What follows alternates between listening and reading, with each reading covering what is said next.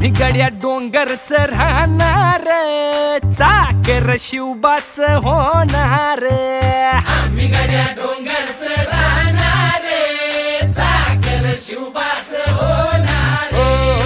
आम्ही गड्या डोंगरच राहणार, चाकर शिवबाच होणार.